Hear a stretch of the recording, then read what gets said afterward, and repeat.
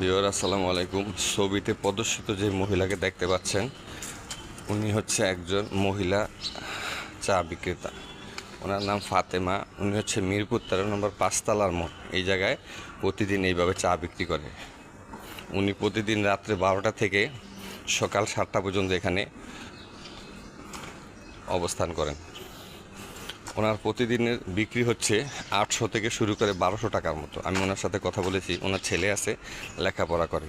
উনি আমাকে বলেছে যে শরীর সুস্থ থাকলে ভিক্ষা করব কেন, মানুষের কাছে সাহায্য চাবো কেন, সেই জন্য আমি নিজে ব্যবসা করে খাই।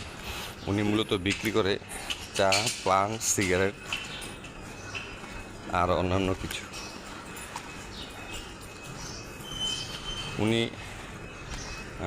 খুব ভালোভাবেই বোঝানোর চেষ্টা করছেন আমাকে যে মানুষ যেন শরীরে এনার্জি থাকতে কখনই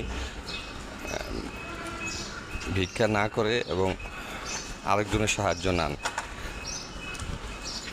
সেজন্য আমি অলরেডি ওনার সাথে কথা বলে ওনাকে ধন্যবাদ দিয়েছি। ওকে ভিউয়ার, আসসালামু আলাইকুম।